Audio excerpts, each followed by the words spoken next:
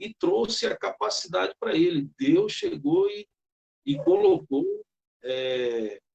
a própria capacidade no homem de chegar e fazer aqueles escritos chegarem até nós, de maneira que nós não temos que acrescentar e nem retirar nada. Isso é muito importante.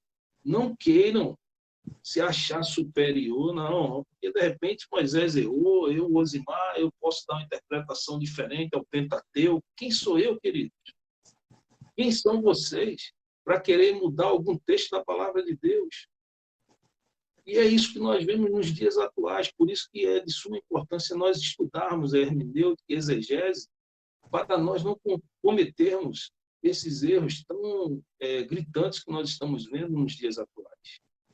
Certo? Então, a Bíblia é um livro, quanto à sua origem, totalmente divino, porque os homens que escreveram foram homens inspirados por Deus. E isso não pode jamais sair dessa nossa compreensão. Certo? E, finalmente, necessidade de uma teologia sistemática, né? Então, é importante que nós tenhamos, né, o conhecimento da teologia sistemática para que nós possamos compreender a palavra de Deus com um livro único. Tem gente que simplesmente acha que só lê só o Novo Testamento ali inspirado por Deus. Tem camarada por aí que não olha para o Velho Testamento. Porque entende que o Velho Testamento, não, já passou, nós estamos na Nova Aliança, tal, e ele não valoriza os ensinamentos, né, do Velho Testamento. O Velho Testamento faz parte da Bíblia, faz parte da minha Bíblia e da sua Bíblia, sim. Se faz parte, é porque ele é importante, porque ele serve também para nos edificar. Aquelas histórias que aconteceram ali, que foram histórias reais, elas também servem para nos edificar. Aqueles ensinamentos ali, tá certo? Eles chegaram ao nosso conhecimento para nos edificar. Toda a Escritura, toda, de Gênesis a Apocalipse, ela é divinamente inspirada. Não pode haver nenhuma dúvida, nem em mim e nem em nenhum de vocês. Tá ok, queridos? Nós vamos ficando por aqui, são 9 horas. Ô, pastor, o Antigo Testamento, ele aponta para o Novo Testamento. Se você não compreender o Antigo Testamento, não vai compreender não o vai Novo. entender o Novo, é. Exatamente. Mas tem gente que, felizmente, faz isso, né? Só pega o Novo ali e não procura compreender o que aconteceu no Velho Testamento, né? Infelizmente. Mas aqui nós estamos ensinando, né? Ninguém aqui vai ter desculpa. Ensinando, nós estamos, né? Basta agora colocar em prática. Bom, queridos, não são 9 horas, eu não quero atrasar a aula da nossa irmã aí, que vai, né, ministrar agora a partir das 9. Eu não sei se ela vai dar algum intervalo, eu acredito que sim.